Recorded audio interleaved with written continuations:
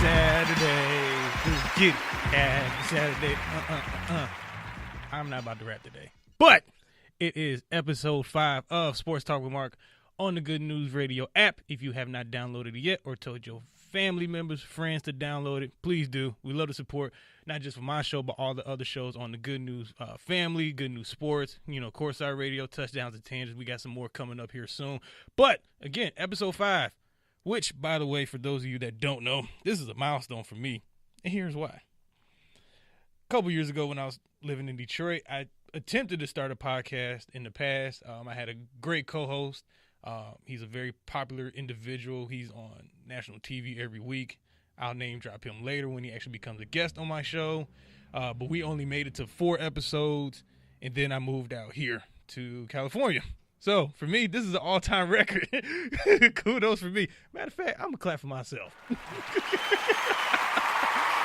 I'm proud of myself today. I'm very proud of myself today. And also, I woke up at 7 o'clock this morning, and I was in the ocean at 8 o'clock surfing, or at least I attempted to surf. The water was beyond rough, and I now have a bruised hip from getting tossed around like a freaking ping pong ball, and I sat out the rest of the session. I couldn't do it. I'm not good enough yet to handle that. So, oh well. You live and you learn. I'll be back out there probably in like 1 or 2 weeks when the water is calmer. But today we have a very special guest in the studio live with us. By the way, if you guys want to call in and chat with us, the phone number, as always, is 323-900-0478. Hit us up. We're more than glad to take the calls and get some feedback, some interaction with everybody. But yes, my special guest today is Alex Hymes of Courtside Radio, plus some other projects outside the Good News family. But Alex, what's up, man? What's up, Mocky Mock? That Boston accent, damn you. Let's go, baby. Oh, what's up, man? Hey, appreciate you coming through today. Yeah, man, I'm glad to make it through. I'm unlike Michael, my co-show host from Courtside. I'll actually show up like 5-10 minutes early rather than 45-minute late. It's no slight. Yeah, it is like we're gonna keep grilling him until he perfects that. Bro, you want to hear this? All right. Yes. So yesterday was Friday. Yeah. Okay. So 2 days ago. Oh. Wait. You guys were on Thursday, right? Yeah, we were on Thursday, but I'm saying yesterday, he and I were supposed to meet up and go to Shaq's spot at noon yesterday. Okay. Okay. We had that planned out Thursday night. Aaron and I were ready. Yeah. This man woke up at 11. I called him. He didn't answer. He didn't text me. And then I finally get a text from him at like 3:30 in the afternoon saying, "What's up, man? Where are you?" And I called him. I'm like, "Hey, I'm in Hollywood. I'm going around just asking people random questions and showing Aaron, my girlfriend, around the area and whatnot." And he goes, "All right, cool. I'll meet you there." He ends up meeting at my condo at like 5 o'clock and tells me, "Yeah, man, I woke up late and this girl hit me up and she wanted to go work out. So I went to Long Beach and that's why I was there." And I'm like, "Bro, what you doing, man? Like, what? You drive all the way out to Long Beach to work out? Like, oh my God. Like, what?" That might end up becoming a segment like Mike Hill stories. Literally, like, this week's Mike Hill story is he missed out. And none of them have to do with me, but it's just like the stories that come my way are hilarious. Dude, if you only knew, like, some of the stories I have with this man. And we'll talk about that. We'll talk about that off air. But all right, man. So my audience, and they're still, fairly new audience, especially to, just the radio station, the app. So, but tell us, the things that you do, not within the Good News family, but other projects you got going on, how we can find you, support you. Tell us a little bit about you, how you got into sports, what you're doing, where you're trying to go, all that. Let's go.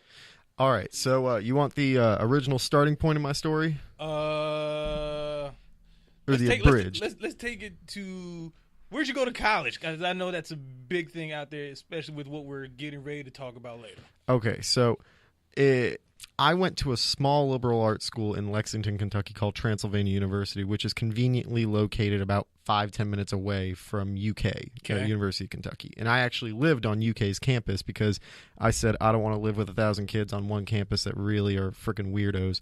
So wait, you actually got to live on UK's campus? Yeah, I lived off of Maxwell and Rose, basically, which is like if I step outside my Yeah. house and walk to the street, I can see the University of Kentucky sign and Oh, the wow. campus right there. Like I'm right next to fraternity and sorority row. Oh, that's dope. Yeah, and I loved it out there, man. Other than the weather, which was a solid pain in my behind, I should say. I'm from You know, Detroit, so I understand you get about it. cold weather. You get it. You get it. And then being out here, it's like, oh man, this is like summer. There's like cold summer and there's warm summer. There's no Yes. other seasons. Yes. But I got my start out there at Transy, actually doing a music show on what was our college radio station, and Okay. it was called Californication, of course, right? So our station actually got bought by a local station, Okay. and all the radio hosts were given the opportunity to actually join that station and do what they wanted, and a lot of them actually didn't. But I got an email from them about 2 months later saying, hey, look, we liked what you did. We want to give you a slot, so what do you want to do? And at the time, I kid you not, I was in my Wu-Tang phase, 36 Chambers. All right. So I'm sitting there and they're asking me what I want to do. And I'm like, I want to do a sports show because I'm a big sports fan. I can talk about sports all day like none other. I'd spend like 3-4 hours every Thursday and Saturday at my local barbershop, Fades Barbershop. Shout out to Fades in Lexington, Kentucky. I love those guys. Yeah. My guy G, my guy Rod, my guy That's my Frank. barber's name, G. G? Yeah. G is a homie, man. I'm G. telling you. Big Duke fan out in Lexington, which is Wow, ungodly. I know, yeah. Wow. Nah, I don't know, man. Okay. And, you know, I got my start there, and I'm like, all right, what do I want to name the show? And you know what the first thing that came to me was? What's that? The Ruckus. Of course. So my show is called The Ruckus. Because Wu-Tang is not just a phase; it is a way of life. It is. It's not a phase. Way of the Woo, baby. That's right. So you dub up. So I've just continued doing my show, and it's slowly expanded. And since I left the state of Kentucky, I had my studio there, which was actually like a radio studio. Yeah. So I came back out here, and I've built my own studio out here. I'm doing my shows out here. I've expanded. I'm doing a show outside of Courtside with Michael called Don't At Me, which is on podcast streaming services, and Courtside is here, of course. Yep. And my show, The Ruckus, is on 93.9 FM radio out in Lexington. You can get it online if you really want to. But Okay. Cool. and on podcast streaming services. And I like doing all my shows in a video format, so I can actually show you the Instagram clips. I can show you the YouTube side of things, so you can actually see not just my you don't hear my voice with visuals. Yeah. You actually see who I am Yeah. and real time reactions. Oh, that's dope, man. And every show I do, the one thing I try and make sure is that every show I do isn't like I do one topic and then I go to the next, Yeah. and I stop recording and I think about it. Yeah. I do one run through every show. Okay. Every show is one solid run through, me sitting there 30 minutes talking Yeah. with my notes ready to go, and I'm on it instantly. Nice, man. Oh, that's dope, man. So yeah, we'll definitely plug you in at the end and make sure everybody. Don't. all It's the- not worth it. What? Yes, it is.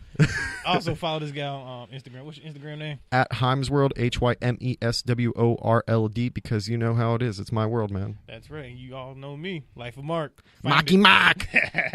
All right, so just starting with stuff that had. I mean, as far as the sports world goes, it's been a slow week. As you Slow is know. an understatement. It's been very slow. I mean, the biggest thing's been NCAA tournament. But before we begin to college basketball, a very prominent NFLer called himself retiring beginning of the week, if not end of last week. New England Patriots tight end Rob Gronkowski. Great career, man. You are a Boston fan to the day you die. Rep hard. Why are you a Boston fan? Okay, so I was born and raised in LA, bred everything, right? So you're pretty much a mortal enemy to anybody out here. Man, if you only saw me in high school during 2010, during the Celtics-Lakers finals, at halftime, I wrote. You suck for that. Oh By man, the way. no! At halftime, I wrote, "Ha, Celtics are about to raise banner 18." People literally printed out that post after I had to delete it because so many people were commenting on it. And the next day, they showed up. A guy named Omi Chamoyo, who I constantly bring up this story, literally showed up at my school with the printed post and followed me around a little bit and was laughing at me. Diehard Laker fan. And I'm like, dude. I mean, that's a level of dedication I don't think I would ever go down. Well, but you're a Detroit sports fan. It's not like you're winning anything right now. Bing! Well, I just had to kick him out of here. But anyway, shut up. I do also like the Lakers, by the way. Okay, fair enough. But okay, so getting back to the like how I'm a Celtics fan. Yeah. My mom. Back on track. This is Hudson High School in Massachusetts. My mom is born and raised out in Massachusetts. Went to Northeastern University. Went to Hudson High School. Is she Mark Wahlberg's cousin? No, I wish, man. God. I'd tell Mark that his burgers suck if I could. But Y'all didn't hear that from me. I've had Wahlburgers.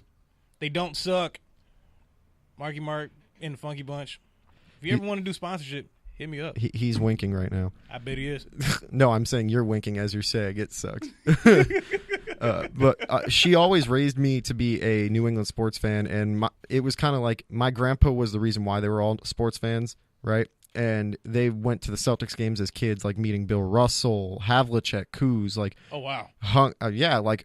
My mom told me a story that she met Bill, and she asked Bill for an autograph, and he said no. And then she asked him. Actually, no, this was my aunt. My aunt asked him to shake his hand, and he smiled, laughed, and said sure. And I'm like, that's a dope story. But I was raised as a New England sports fan in honor of my grandpa, and I rep it to the day I die. I got a signed Pierce 08 Finals jersey on my wall. Die-hard New England sports fan. I'm telling you. All right. So you're a New England sports fan. Oh, and my dad went to school out in New England. He went to school in Massachusetts, so it's like, okay. Yeah. You got New Englander parents. Yes. That's fair. Okay, that's very fair. But with Gronk retiring, did you see it coming? Were you sad? You know, what's your outlook for the Patriots next year? I knew it was coming. I did. You know, I think we all did. Yeah, it was expected. You know, like you see him throughout the years, and this year, you know, his productivity dipped. He, although was a consistently accurate target, right, for Brady, it wasn't the same, and it didn't have that feel. The only time that it felt like, all right, this is real Gronk, was in the Super Bowl with that catch that set up the winning touchdown. And that's for me. And he's been slowing down, and injury after injury, back, arm, I mean, the shoulder. The dude was playing with a bionic arm. Yeah. For how long? Right? Like, it's only a matter of time. Yeah. And for a guy like him, who is legitimately like a quick, big built body who could carry 2-3 guys on his back like he did against Kansas City, that guy's got a lot of wear and tear. Yeah. And it's not like he has Aaron Hernandez next to him to like take some of the load off. And I say that in particular because Aaron Hernandez really, when he was with the Patriots, did that for Gronk. And that was a really awesome, like, dynamic duo from a tight end standpoint, which I don't think we've seen almost ever. I shouldn't say ever, but it's hard to say. You know, when you talk about, you know, receiving core for any NFL team in past history, it's always, you know, the 1-2 receiver plus a tight end if they're, you know, capable or if that's what they're there to do. But when your primary target has been a tight end and then to pair him with another tight end, then the receiver's like, oh, well, okay, that's interesting. And two tight ends that could play like receivers, basically. Very much so. I mean, both of those guys were quick on their feet. Tall dudes. And linear. I mean, they could get down the field, catch the ball, and keep going. Yeah. It wasn't, you know, 5-yard hitch, grab it, turn around, maybe stick your arm out for a 7-yard completion. But do you think Gronk is the greatest tight end of all time? All right, look. Because that debate is, like, here, even though it's not the MJ LeBron debate, but is he the greatest tight end? You know, I'm kind of biased, and I admit this openly, you know, as much. At least you admit it. Yeah, you know, like, if you're going to at least talk about it, you might as well be open and honest with your opinions and how you're going to view things, you know. And for me, like, I love Rob Gronkowski to death. Like, that man is the reason why, you know, we have a lot of, like, what has gone on in Pat's history, right? Like, this last championship, this last Super Bowl wouldn't have been won without him. The last two, he left his imprints on them. Yeah. Right? Like, let me give you some stats. He has, I think he's second most of any touchdowns of a tight end in NFL history, I think, behind Tony Gonzalez. He has the most receptions as a tight end of any Patriot ever. He has the single-season touchdown record for a tight end in 2011 when he had 17. Like, second in all time in postseason touchdowns behind Jerry Rice, and he set up the game-winning, basically field goal for touchdown for the Pats this year. Like, This guy has so many memorable moments, and to me, in a short career, in 9 years, that were injury riddled. Right? Yeah. We didn't see full Gronk. Yeah. I think it's fair to say we didn't Yeah. see full healthy Gronk. That's fair with almost any NFL player too. That's what I'm getting at. Like, imagine what he would have been in 9 healthy years. We're saying 9 years total, but 9 fully healthy years, things would have been a lot different. Okay. I think that he is. I think it's a debate between him and Tony Gonzalez, and I give Tony Gonzalez a lot of credit because of the numbers he put up and how he did it with a bunch of, not all bums, but a lot of non-Tom Brady quarterbacks. Well, right? Yeah, I mean, he played at Kansas City majority of his career, and then ended it with Matt Ryan. Yeah, which was a plus for him. He needed it. Yeah, that's the best quarterback he's probably ever played with. And I'm going to give a shout out also, and I know you're going to mention him too because we had it talk about it. We talked about him talk earlier. about Antonio Gates. It's also from Detroit. So I'm going to go with 1A, 1B, Gonzalez, Gronk. Okay. It's kind of like how the Jordan Kobe thing, 1A, 1B. And then all right, and then I'm throwing Antonio Gates. throwing in Antonio Gates. Okay, At 2. So essentially that's your top 3. 1 and 2. 1 and 2. But I'll say top 3 just because, you know. Yeah. Okay. All right. Well, I agree with you on who your 3 are. I will always debate Gates versus Gronk only because we've seen Gronk a lot because of his, postseason success. Yeah, I know you're showing me the 3 rings. Yeah. Had Gates actually went to the damn Super Bowl, the one year they actually could have, your Patriots beat the Chargers. Yep. Right? So Imagine if Gates was with a guy like Brady, though. Actually, I think it'd be more or less, imagine he was with a Belichick system. yeah, because he had Phillip Rivers. Phillip Rivers isn't bad, but you don't have Bill Belichick as your head coach. Yeah, and no one's ever going to play for another type of Bill Belichick. Let's just end that right now, too. What? The coaching, how NFL teams hire coaches and trying to find the next Belichick, or in this case, Sean McVay. Like, trying to find the next offensive genius, whatever. I think it's a load of crap. Just find a really good coach and that develops the entire team, not just one side of the ball. What do you think's an entire crap? Say that again? What did you think of that, though, is the crap? Like, finding the diamond in the rough coach who's going to be that, like, collective genius like those two guys are, or? Yes. I think people are trying to, or not people, but teams are trying to, they're almost overlooking. Yeah. And not just looking at a really good qualified coach, but that's story for another day. But to your point, yes, Gates did not play any Belichickian system. Therefore, his production isn't what it could be. I didn't even say his You have his it stats, up. Yeah, his stats. I mean, he's pretty damn good. Overall, in his current career, because he did come back last season after 3 games. 955 catches overall. Over 11,000 yards, almost at 12,000. If he plays this year, he will eclipse 12,000. Wasn't he? And 116 total touchdowns, eclipsing Tony Gonzalez for total touchdowns. Wasn't it? There was a game where he came back, and it was like one of the final games of the season, and he caught a touchdown from Rivers, and it was a record breaker. I'm trying to remember which one it was. Was it second all-time touchdowns, or maybe? I think it is, because Gonzalez has 111. Tony Gonzalez has 111 total. I don't see that getting broken anytime soon. I'm sorry. What, 116? What, 116 touchdowns? Yeah, that's how many Gates has. And he has 111, Gonzalez? Yeah. No, I'm talking about Gates. I don't see 116 touchdowns getting yeah. broken anytime soon. Yeah, no. I think in comparing Gronk with Gates, I think they actually have very similar career similarities from the standpoint of them being the tight end and being the number one passing option. Yeah. Which, obviously, that's how you get to 116 touchdowns. Had Gronk, to your point earlier, played healthy and maybe played longer, I think that record would have been his easily. I think his body, man, his body just... That's also the thing about playing in cold weather, too. Yeah. He didn't play in a dome. He didn't play in Kansas City or San Diego for that matter. Yeah. In Kansas City, I mean, their weather gets cold too. I've lived there, but it's still not Boston cold. And he's also a blocking tight end too. Like we don't give him enough. Like everyone says this that he doesn't get enough credit for the blocking he does. Yeah, but he really does. He doesn't get the credit. Yeah, no, very physical player. And that's I think another aspect of his game that really takes a toll on his body. And he embraced being a blocking tight end in comparison to Jimmy Graham, who didn't want to block at all. Yeah. You see how that went for him?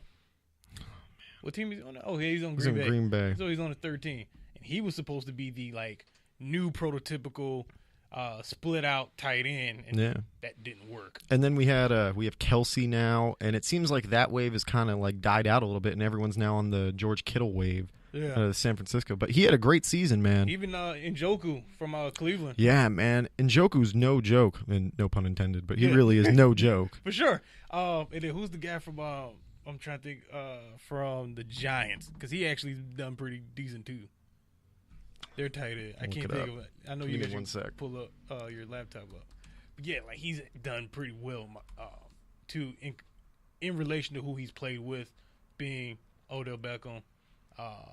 Evan Ingram. Yes, Ingram. Yeah. Him. God, I'm looking at the Giants roster, man. And it's depleted. It's rough. And Eli Manning is still on the team. They need to go for – if they don't go for a quarterback, watch. It's either them or the Pats that go for a quarterback this year, whether it's drafted. The Patriots will. Josh Rosen. The Patriots have gone after quarterbacks almost every, 2 years, actually?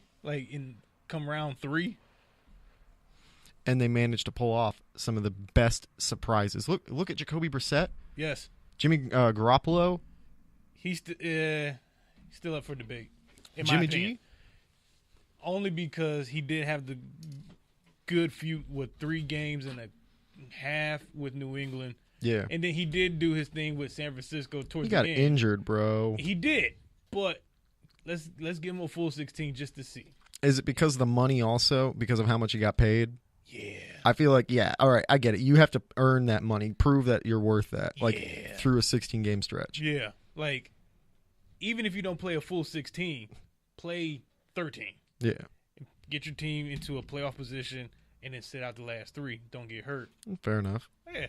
I mean, that's not to say that Matt Stafford isn't overrated with the Detroit Lions, but dude, I've heard that the Pats are interested in Matt Stafford.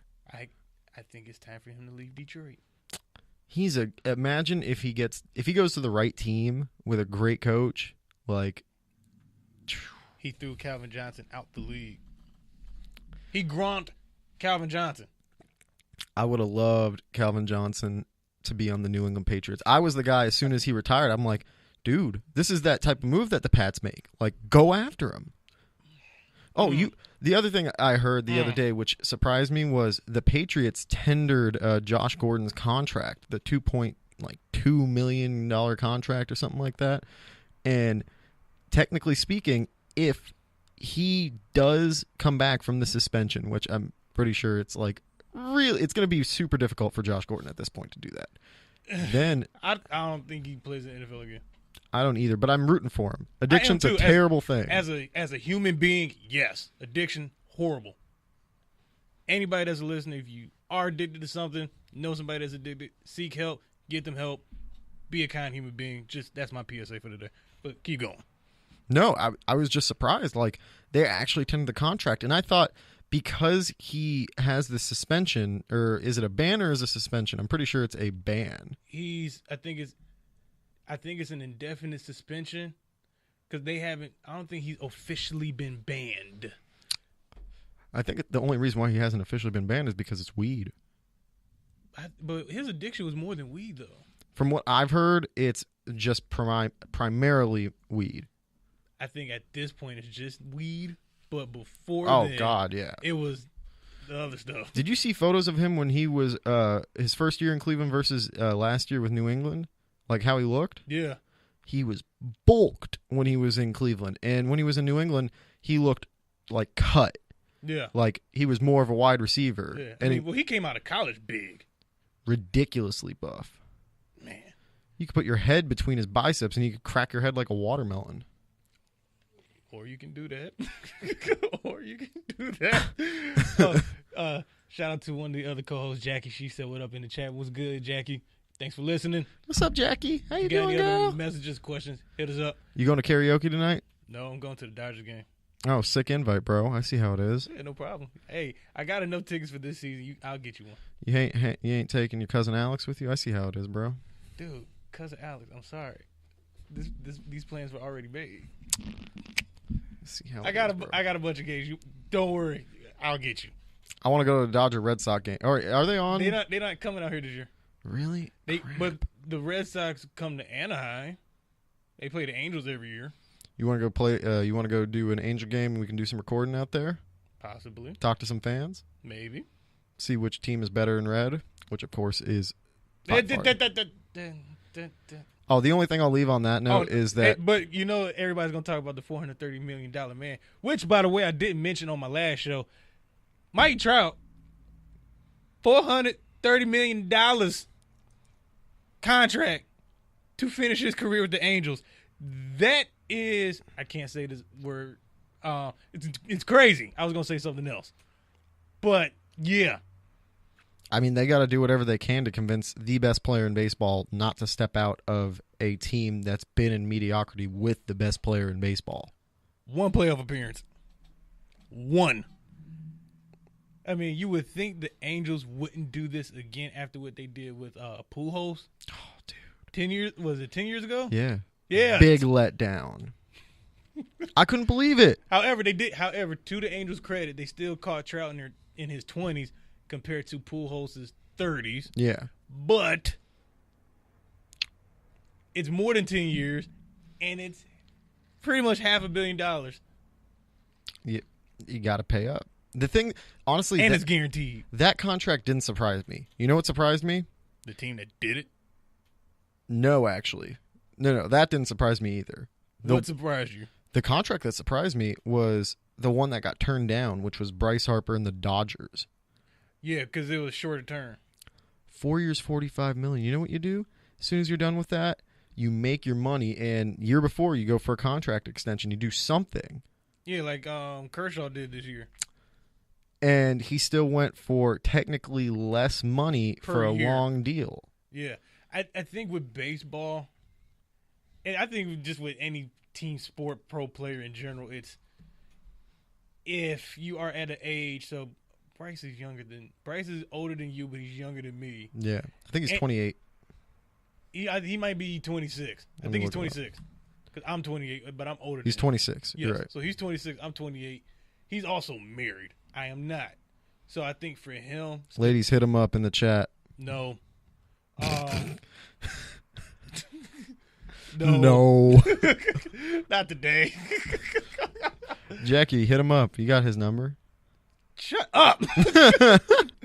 Mute you. Yeah, man. Do it. I did mute myself because I needed to get that out. I played. Congratulations, you played. Damn it! Yeah, I beat you to it. You played yourself. You played yourself. Looks in the mirror. Congratulations, you played yourself. All right, you gonna keep going on with that joke? Yeah, man. Why not? Anyway, whatever. The point I was making is, I think Harper really just wanted somewhere where he can like settle down his roots and have a family and all that. I think that was his biggest factor, versus coming out to LA, which is closer to Vegas, where he's from, and trying to make it work out here. We'll see if the Phillies end up being decent. Well, I mean, if anything's like a prediction measurement, the fact that they booed him in his first game there, that made me laugh really hard. Like, your first game, big signing, big player, arguably top 2, top 3 in baseball right now, and you boo the guy. That was hilarious. I watched that video like 5 times, I want you to know. I bet you did. It was great, man. And then I watched the JD Martinez home run last night on repeat 5-6 times. Oh, and look what just came across my phone. Per ESPN, What? Lakers are sitting out LeBron for the rest of the year. Good riddance. Here we go. Oh, man. Okokie from Auburn. Yeah. Oh, man. I saw it. I'm like, his knee buckled. It's like, right then. Mm-hmm. It hurt to watch that. Mm-hmm. That just killed Auburn's chances. Yeah, well, now that we're talking about Auburn. Oh, God. And the NCAA tournament, how many games of this tournament have you watched? Be honest. I'd say, like, watched full through or... Yes. Watched full through? Probably about 17 games full through. Okay. Good for you. Because you want to know how many I've watched? 3? No. I've watched half of 2. Half of 2? Here's why. So 1. Pretty much 1 game. And I think, and I think I watched it. I think I got a couple minutes of some other ones just flipping. But in my defense, prior to the tournament starting, I think, as I've told you and I told a couple others, and I mentioned on here on the show, I was in Vegas for that WCC tournament. Within 5 days, I watched 14 games. Yeah. I am college basketball out. I get it. Until the Final Four. Yeah. I will watch that, which is next weekend. But today and tomorrow is the Elite Eight. And in the Elite Eight, look at this bracket here. So, in the East, we have number 1 Duke versus number 2 MSU. Go Blue. I'm not a Sparty fan whatsoever. However, for the state of Michigan, make it happen. Just beat Duke, please. Please, man. And I'm not a Duke hater. It's just I don't think they should win the national championship this year. And my argument has always been this year that the one and done team that is Zion Williamson, R.J. Barrett, and Cam Reddish weren't going to do it. And the closer they keep getting to doing it, I am just going to be wrong, and I don't want to be wrong. Michael had Tennessee in the Final Four, and I laughed at him. I sent him a text right after they lost. I'm like, bleep Tennessee. Shout out to UK. Let's go Big Blue. Tyler Hero, the hero last night. And PJ Washington, boy. And we mentioned that game in a second. So in the South, we got University of Virginia, which is the 1 seed in that bracket, versus number 3 Purdue. Go Big Ten. They should have not made it past Oregon. I'm putting it out there. They should have not made it past Oregon. I mean, I wanted them to lose again. This is the second time Virginia's been a number 1 seed, and I think, was it last year they were number 1 and they got bounced like around earlier? UMBC, they got kicked out by... All right, I got it right here. Yes. All right, they got knocked out by Michigan State, who was a 4th seed in 2014, right? Okay. They got knocked out by Michigan State again as a 7th seed. Michigan State was in 2015. They got knocked out by Syracuse, who was a 10th seed in 2016, and last year they were the first team that was a 1 seed getting taken out by a 16 seed. I swear Virginia is like the Gonzaga of the ACC. They are. They really are. Like, they're the complete Gonzaga replica, except this Gonzaga team this year, who I have winning the whole thing, is much better. I'm telling you, Virginia is like the dumb butt lightning rod of every team in the NCAA tournament. Like, I'm just trying to figure out how they end up keep getting these number 1 seeds, man. Like, how? Because it's Virginia. The coaching is really off the charts. Honestly, for a team to get a 1 seed like that, even if they're losing in the NCAA tournament, like to get that way, like I gotta tip my hat to the coaching staff. Okay. I don't watch them at all, so you know about this clearly way more than I do. It's only a few teams in college basketball I follow. Your Kentucky being one of them. I do follow Duke, Michigan. Out west, at least in LA, I do follow UCLA. You got to. I do. In USC, I would follow them, but they suck horrendously. Oh, man. It's rough times. And then between the work that I do, I follow Gonzaga now. So, in the West, Gonzaga versus Texas Tech. Where the hell Texas Tech come from? Why are they good? 3 I'm seed? so confused. I don't know. There's so many teams. I can't follow all. College football is way easier to follow, in my opinion. The bracketing system's a lot easier than this, I'll tell you that much. Yeah, you only care about the top 25 teams, not 68 of them. Exactly. In the Midwest region, shout out to where I'm from, your number 2 Kentucky Wildcats versus the number 5 Auburn Tigers, a battle of the SEC. Dude, where did the SEC come from this year? Everyone was good. It's unfair. I think this is the best year in SEC basketball ever. Yeah. At least in my lifetime. It's ridiculous. Everyone. Auburn's good. Tennessee was good. UK. Well, they have high expectations every year. They do, realistically. Okay, fine. They have good expectations. They have high expectations, but this team is actually really good. Okay, the UK fan base usually has championship or bust expectations every year, if I'm not mistaken. No, that's accurate. Yeah. Now, how realistic they are, I mean, but they put enough pressure on the Kentucky dudes as much as Alabama fans put on Alabama football. As for me, as a UK fan, I had more expectations set on the De'Aaron Fox, Malik Monk team than I did on this team. And Really? Yeah. Fox, all right. Fox to me is a more well-rounded, taller, and faster version of John Wall. Okay. And he's already proving it. De'Aaron Fox had, I think, he's third all time in like the most points scored by a freshman in like the first 3 NCAA tournament games ever, and he has like 72 points scored. Oh my God. Yeah, no, he was legit. Like this guy was real. Now, other SEC team, which I told you pre-show, I'm going to make fun of LSU. Yep. Because this is the team that Philadelphia's favorite ball player, not named Joel Embiid, Ben Simmons, was supposed to do when he was there for a year, but he didn't give a damn. 2-time Rookie of the Year Ben Simmons. I'm still pissed. Donovan Mitchell was robbed. Oh, yeah, he was. He really was. I thought he was going to win the thing. If anything, they should have done co-Rookies of the Year, and I would have been okay. I wouldn't have minded that. Just because. Okay. Yes, Ben Simmons and the Sixers did go to the playoffs. It also wasn't a solo act. Donovan Mitchell revived the Jazz. I mean, he revived the entire team and got them to the playoffs. Did they pan out? Oh, matter of fact, didn't they beat the Thunder? They did. Right. How do you not credit that? Like, how do you pick the guy that everybody had expectation for compared to somebody who actually proved himself from game 1 to game 82? Out of Louisville. This guy that had literally zero expectations set on him. He was the last of the lottery picks. And went to Utah. And he's not Gordon Hayward. Yeah. Man. And they lost. All right, they lost Hayward. They inserted him, and all of a sudden became better. They did. They are better than they were with Hayward, and that's no slight against Hayward. It's just the system, the player, and the coaching all are on the same page. And he's fun to watch. He is. He's not some bland player. That's a pun on my last name. Y'all can't use it. But wait, what? You heard me. Bland player. Mm-hmm. Is that your rap name? No. What'd you say then just now? I said that's a pun on my last name. What's your last name? I just said it. Playa? No. Bland? Mm-hmm. Your last name's Bland? Mark Bland? Yes. Wait. Wow. Oh. You still stunned by this right now? No.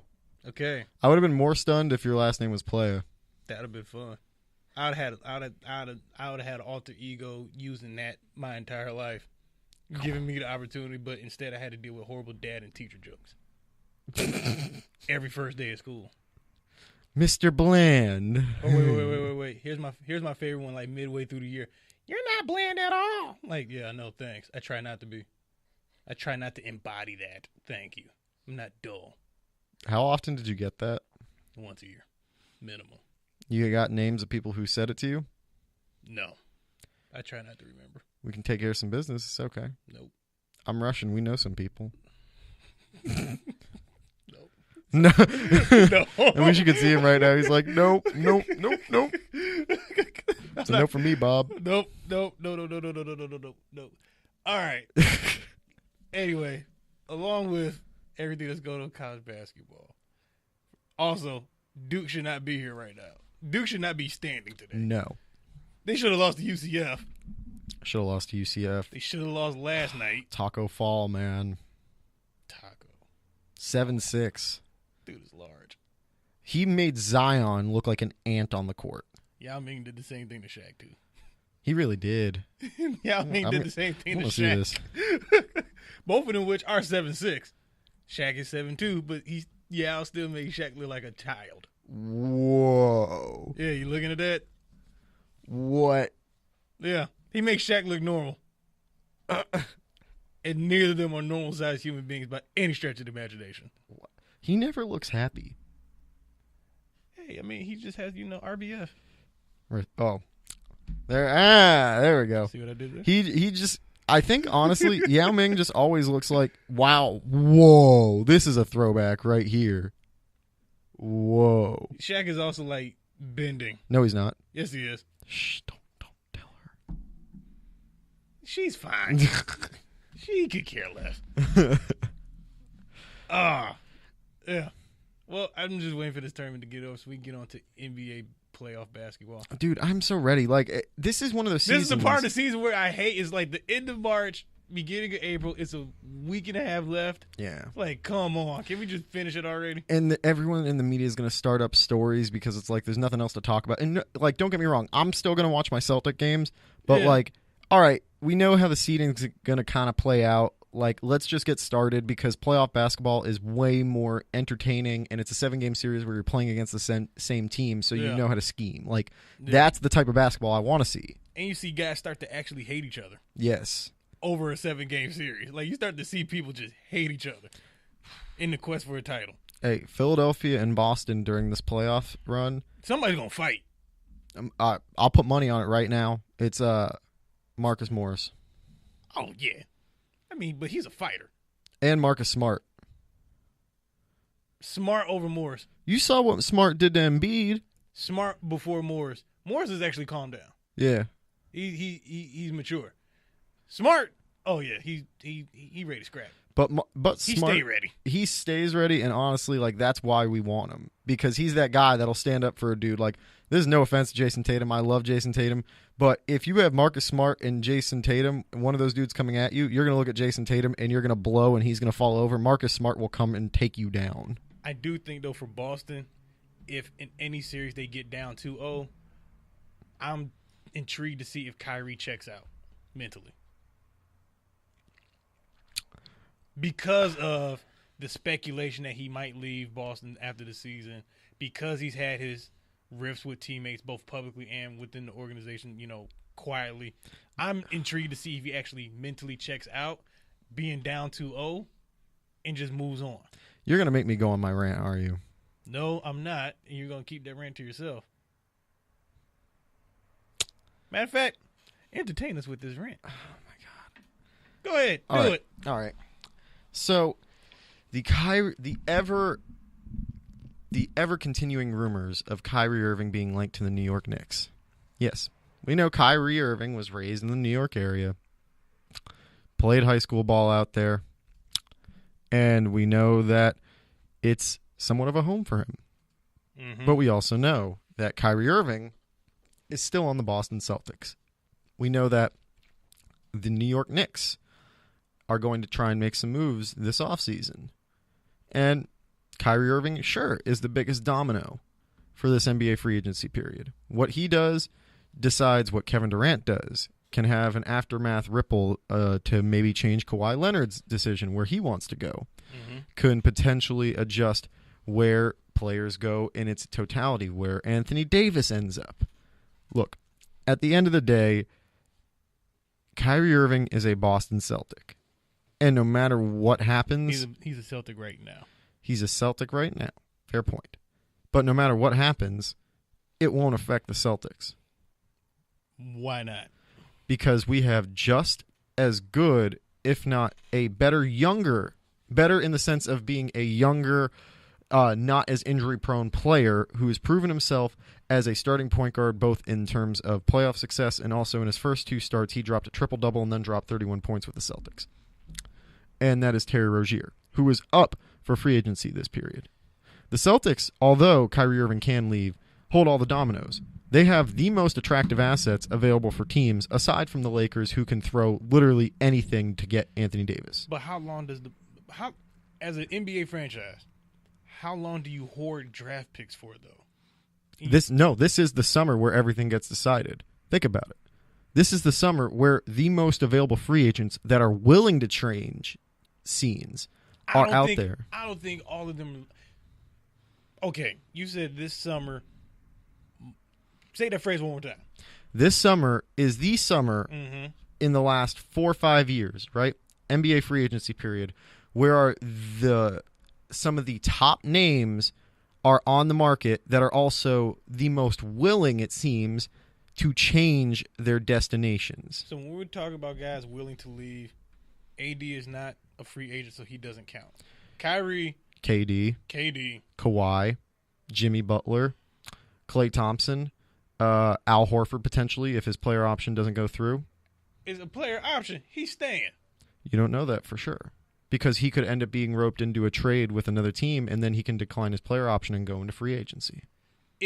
First of all, that's not smart for him to do, only because this last year will be the highest he makes. Yeah, no, highest he makes. So I think free agency isn't the move for him. Now, if he gets traded and somebody's willing to take on his player option contract, good for him. That's what I'm getting at. Get paid. But, okay, so Horford's an asterisk along with AD about potential trade. He has the option. You got Kawhi. You still have. We mentioned 5. We've mentioned 5. All right, well, let's just keep it with the big 5. Oh, I can throw 5 more at you that you wouldn't expect. Okay, who are the other 5? Kemba Walker, Tobias Harris. He could. It's either Jimmy or him. I think they go with Tobias. I agree with you. He fits more into what they're doing and is fitting perfectly offensively. The only thing that they'll miss about Jimmy is the defense because that's really what he does. And also clutch time. I'm still sour that the Clippers traded him. Yeah. But it was fun to watch him. Hey, but still, they're reaping the benefits. They're going to have a bunch of money to play with this summer. They got draft picks. They're good. Yes. And they still are in the playoffs compared to the other team in Los Angeles who comparably has the more titles but isn't the best team in LA right now. Yeah. They haven't been the best team in LA for a while. And you got Chris Middleton, and I know Chris Middleton is... He's an all-star now. And he's working with the Bucks, and he's working with Giannis. Like, it seems most likely that he's locked up. I think he stays. Oh, 100%. I think Klay stays too, and I think Kawhi will stay. I don't think Kawhi's going to come out here.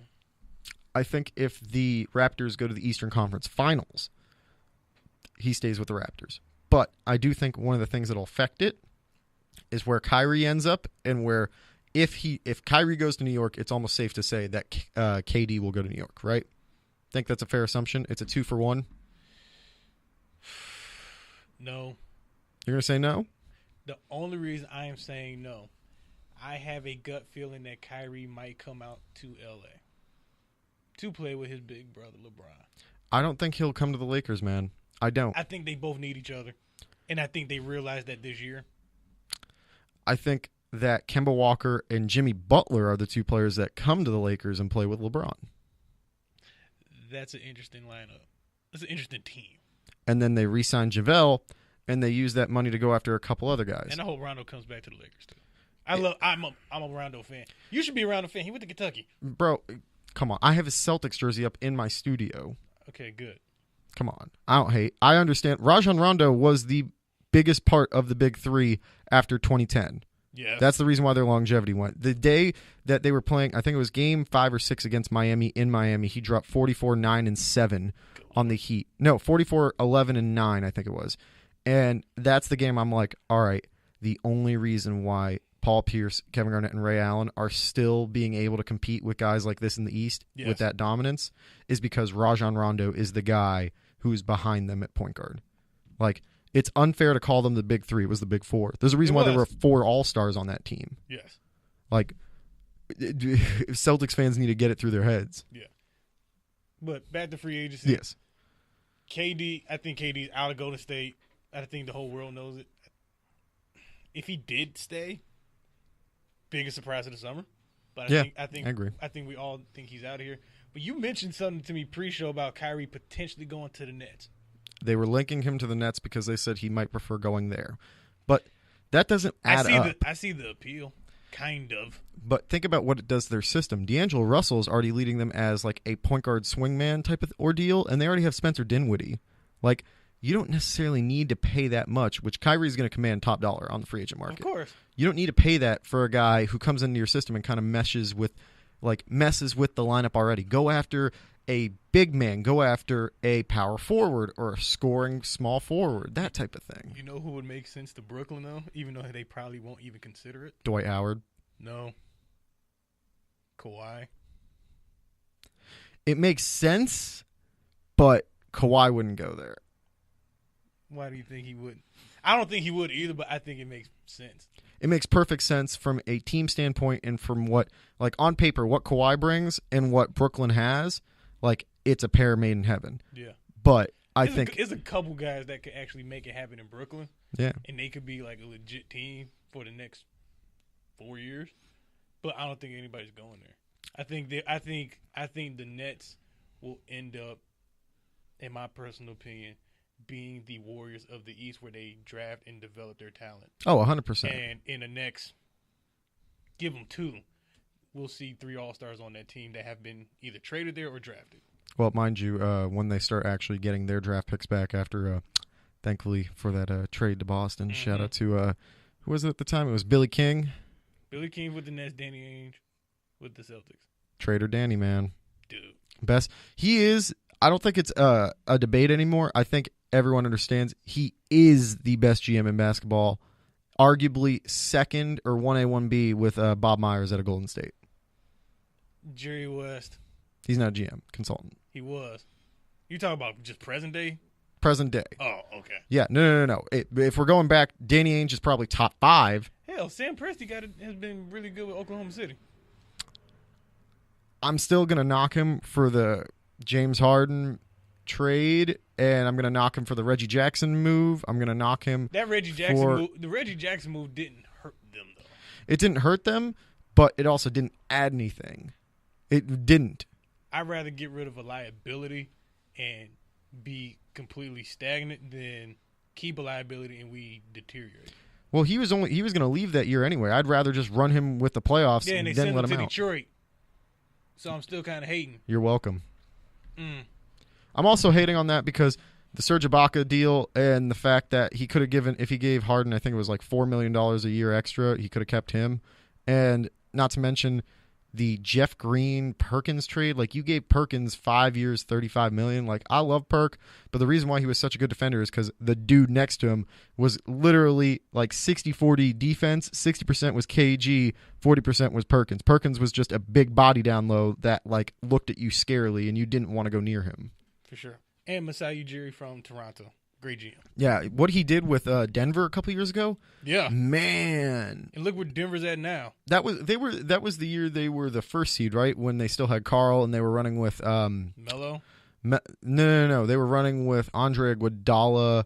Who else was on that team? I'm trying to remember. Was it because that was what, 6 years ago? Because he's been with Toronto for a while now. He's been with Toronto for quite some time. Let's look it up. Denver's already 54-24. I mean, 51-24. Damn. Dark horse out the West. That's what I'm saying. They're the one team that I can't gauge playoff success because they haven't proven it. But I think their first 2 series might go 7 games. Yeah, I can see that. They will push whoever they play to the brink. And if they get over it, that will give them more confidence going into each subsequent round. Yeah, I agree with that. They could, in theory, in my opinion, go to the conference finals. But if they do, depending on their season, they either have to come up against Golden State one round before or meet them at the end. You're right. 2012, 2013, they were They were second in the NBA. They were 57-25 under George Karl. They had Corey Brewer, Wilson Chandler, Fareed, Evan Fournier, Gallinari. Yes, because that was the post-Melo trade. Yep, Iguodala, Costa Koufis, Ty Lawson. That was the year JaVale McGee had the big contract that he got from them. Yeah. Andre Miller was still big. Andre Miller. Timothy Mozgov. Anthony Randolph. What he could have been, man. He was the standard of what power forwards are today. He just came too early and was too raw. Yeah. I think when you get drafted or traded to a team, whatever the case may be, I think the system that you go to is going to obviously dictate what happens to the rest of your career, because if you get off to such a bad start, nobody will touch you again. But if you get off to a possibly an overrated start, everybody wants you, then the truth kind of comes out later. But look at the Celtics this year. It's the same thing. Look at the Phoenix Suns. Bro. Look at Devin Booker. He is the best player. Is Devin Booker overrated to you? He shows flashes, but all right, I'll put it like this. He's a great player. But Kentucky Wildcat, I love him. But when you are that good and when people are claiming you're that good and your team is this bad, like, how many head coaches does he have in his career so far? 3? Right. He hasn't had a year of consistency yet. And they're going to develop Ayton. They're going to develop him some more. He's not done with his development, of course. No. And I'm interested to see this kid, Dragon Bender, who was drafted so highly because of the Porzingis hype of the Euro players. Yeah. I want to see how Dragon Bender turns out because he showed flashes every now and then. I think Devin Booker needs to make his way out of Phoenix somehow. I agree. Now, who he goes to or who he gets traded to, that's up in the air. I don't see a team at the moment that he fits or that fits him based on what every other team in the league has. Now I can think of one right off the bat. Who? He'd be perfect next to Damian Lillard instead of C.J. McCollum. Ooh, really? Yeah. Think about as a ball-dominant guard that Damian Lillard is. But think about to me, C.J. McCollum is more ball-dominant than Devin Booker is. Devin Booker can play a lot off-ball, too. More so than McCollum can. Okay, now that you mention that, what if he went to Dallas and played with Luka? What are you giving up? I'm not talking trade particulars right now. Oh, I'm just thinking that we're talking 2K trades at the moment. Okay. In 2K theory, Luka and him. You have your big fella who can score from the wing and down low, and you have your ball dominant guard who can score and pass. That's your big little, and then you need somebody in the middle between them who does not require the ball a lot, but can put the ball in the basket on command. Who is their center anyway? I'm looking it up. Actually, now we're talking 2K trades. Booker, Klay Thompson, Luka. Booker, Klay Thompson, Luka. That would actually kill. That would kill. I wouldn't be playing those guys. They will also become the Golden State Warriors. Except Booker, and Booker scores way more than Steph. Yeah. This is something else I wanted to bring up. Okay. I want to end this debate over Trae Young being Rookie of the Year. No. Why not? Luka Doncic has been consistent all year. Trae Young, although has 6 30-point games. Co-Rookie of the Year? No. Why not? Second in voting is Trae Young. Oh, come on, man. You got to be consistent. You got to give props to the little guy, man. I'm giving him props. That's why he's second. But who's done it more consistently all year? Whose team has a better record? Who is a bigger impact on their team that leads to win shares? They're both not playoff teams. Look at Atlanta's record. Look at Dallas's record. Atlanta. Dallas. I'll tell you Dallas's record right now. Please do. Dallas's record right now is 29-46. And Atlanta's is How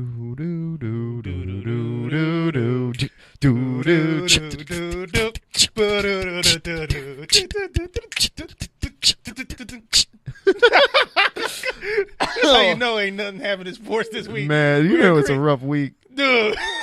And my show's on a Saturday. So everything's been talked about. Damn. It's all good. It's all good. Let's see. All right, Atlanta's 27-49. You said Dallas is 29-46. All right. Dallas plays in the Western Conference, by the way. Just throwing it out. Yeah, there. like think about who they're playing more frequently than Atlanta. But Trae Young's been balling. All right, wait a sec. And he's been slept on since like All-Star break. Or before that, prior to I never slept on him. I said he was a great player, and I'm not saying to see you it. slept on him. No, I'm talking about people. the masses. All right. Here, we'll do this. Make it easier. So Trae Young's stats this year, 19 points per game, 3.6 rebounds per game, and 7.9 assists per game. All right? Yep. Luka's, 21.1 points per game, 7.6 rebounds per game, 5.9 assists per game. Both of them are better than the number one pick. Bro, I said it from the get-go. Like, to me, like, how are you not going to give the guy that's won a EuroLeague title, was a EuroLeague MVP, played with these guys for a hot minute? I think, but you know what, though? At least in Luka's defense, I'm glad he didn't go to Phoenix. That would have been bad. That would have been horrible. Phoenix drafted DeAndre Ayton just for the whole, we're drafting. Hometown hero. Yeah, he's local. He went to AZ down the highway. We're keeping him here. AZ fans, come to Phoenix and watch us play. No. And think about what they needed more. They had Devin Booker, who was a scoring guard. They're not going to go after a point guard. They can trade for that. Trade for a guy like, what's his name? Drew Holiday. What did they need? They needed a big badly. Yeah. They drafted Dragon Bender. How's that ended up? Horrible. The Dragon got bent. Okay. Two things. Last thing before we move on to the last thing of the show, because we hit an hour. All right. It's all good because, even if we go past an hour, I don't care. It's my show. Is Zion the number one pick this year? Looking ahead. I say no. Who do you got then? Ja Morant. I got Zion going 1 and Ja Morant going 2. But I think that it's one thing that plays into it, team. Oh, yeah, obviously. Like, NBA draft, along with the NFL draft, but whatever. NBA draft, if you have, hype coming out, you will get drafted high. Not based on always your production, but usually it's the team you play for. So if you play for one of the top 10, blue blood programs in college basketball, good chance you're getting drafted top 10. Yeah. Unless you are – no, I'm not even going to say that because even Marvin Williams came off the bench as a sixth man for North Carolina. Marvin Williams. And was a number 2 pick coming off the bench for that championship North Carolina team. So if you go to a top 10 blue blood program, you will get drafted high. If you are a mid-major, but you can probably outbeat some of these top, 10 major guys, yeah, you'll still fall 5 through 20. I think one thing that we should also note is that I think there are potentially 2 to 3 guys off of UK's roster that get drafted in the lottery. That's happening every year, though. No, this is different, though. That happens a lot more often than none. Because lottery is top 14. Yeah, but think about how stacked this class has been for, big name players. Duke has 3 top 3 picks potentially, right? Yes. Then you got Ja Morant. You have this and he might slide just because of size of school. And the kid from UNC that balled out. I think one of the MSU kids might come out this year. MSU, Gonzaga. Gonzaga's got 3, but they'll be spread out. Yeah. They got 1 lottery pick at least. Maybe 2. I'm telling you, I think PJ Washington for sure. He's going lottery. I think it's safe to say. Okay. He's like Wendell Carter Jr. last year, but a little bit more efficient, I think. Yeah. I think, honestly, Reed Travis, undervalued. I think he goes 15 through 20, although it's not lottery, but it's right there. It's fringe. Yeah. And I think one dude that's super undervalued who could either go with depending upon how the rest of the tournament plays out, his stock could rise like Ja Morant's stock did. Tyler Hero. Okay.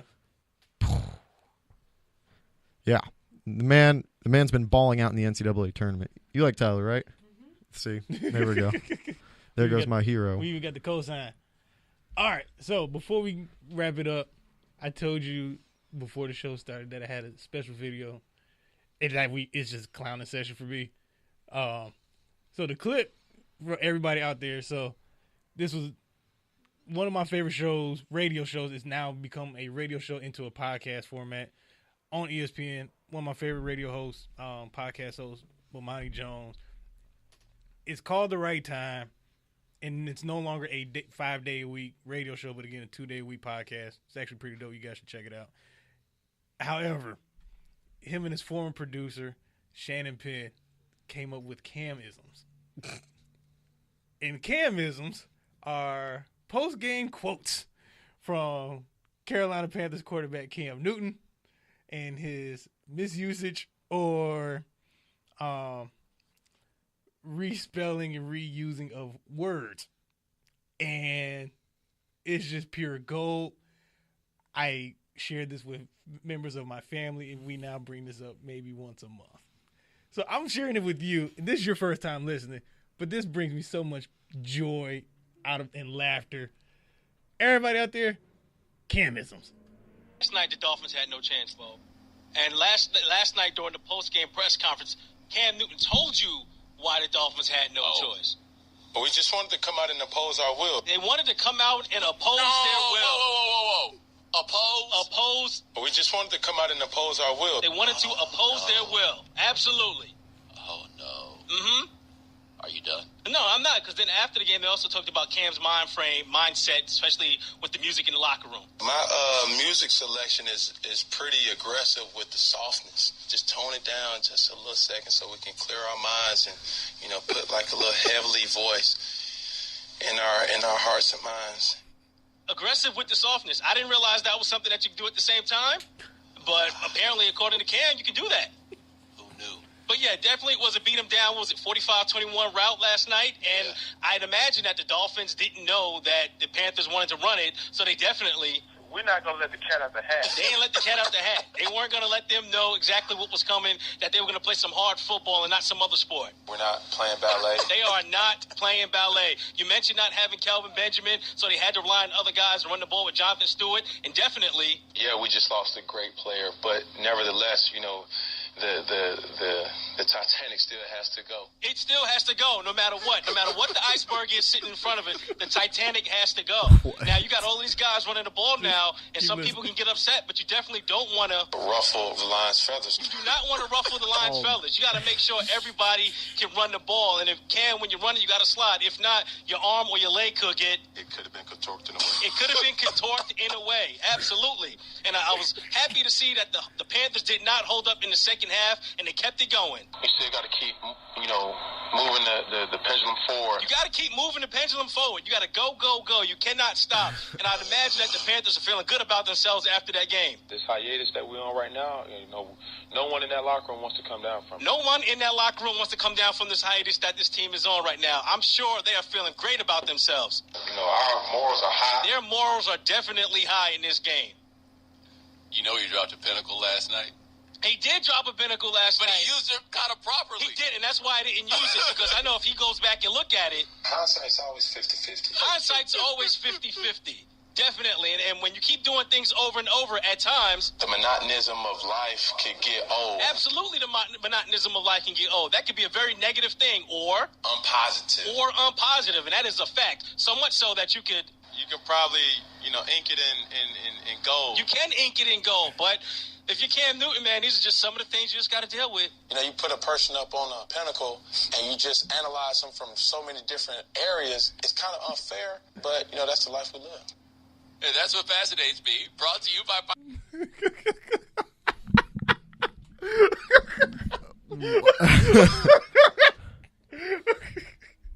You're welcome. We put everyone on a pinnacle. You don't ruffle the lion's feathers. You don't ruffle the lion's feathers. And one thing I just try on a daily basis not to let the monotonism of life get to me. I want to put a bet together to see Floyd Money Mayweather and Cam Newton try and read like 3 pages out of a book and see what you get out of it. Shut up. Shut up.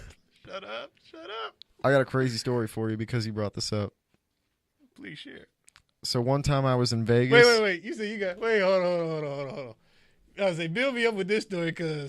Oh, you got story time? Oh, No. It's a 2-second story. It's nothing big. Oh, really? Yes. All right, what's the story? One time when I was in Vegas. Vegas. I was at the tables. Wait, which tables we talking? We playing poker? We playing 21? What we playing? Craps. That one. Keep going. I once rolled 77 sevens in a row. Ooh. He doesn't get it. Dave Chappelle skit. Mm-hmm. Damn. You keep that one going. If I could do the cricket noise, I would do it right now. Oh, no, I'm getting muted again. Mm-hmm. Man. What are you doing? You know exactly what I'm doing. Damn it. I do have one actually funny story with an athlete, though. Okay, well, you can tell me that off air, and then if it's good, we'll bring it back next time. No, it's a good story. It's actually a really good story with Kenneth Fareed. How good? Like good, like your 77 sevens. I'm going home. And that's today's show, everybody. So, once again, thank you all for tuning in to Sports Talk with Mark. And thank you to my special guest, Alex Hymes of Courtside Radio. And what other shows? Oh, The Ruckus. Bring it. Don't at me. Don't at me. And tell everybody again where they can find you in the world of Instagram. Oh, man. On Instagram, at Hymesworld, HYMESWORLD. For sure. Always, as usual, find me, Life of Mark. You know where the underscores go. Find me, hit us up. Alex, appreciate you coming through, man. Where do the underscores go? After Life, after Of, and after Mark. There's one after Mark? Yes. Oh. There's 3 of them. Why after Mark? Good joke. Y'all see what I got to, y'all hear what I got to deal with, man? This is every Thursday and Saturday, baby. Man, it's a lot going on, dude. It's like that scene in Family Guy where Which scene? the one where it's like, I'm a tumor, I'm a tumor, I'm a tumor. Yes. I'm a tumor, I'm a tumor, I'm a tumor. I might have a Family Guy dedicated episode one day, probably in the summer. I might bring you back for that one. Hell yeah. If I do it. Just play it on a repeat for an hour and I'll just do it in my voice too. I mean, we can just go by clip on Family Guy. We should honestly just have an episode where it's us like reenacting like skits from it, but No, like just the audio. No, just talk in Family Guy quotes. See how long we can I'm keep it down. up. I'm down. See how long. Matter of fact, I might jump on one of your podcasts. We can do that. We can do that. I can do That that. sounds fun, Dude, I can do that better though with Rick and Morty. Like 100%. dude. If I do that, my boy Jack has to come in on that one. Existence is pain for me, Seeks.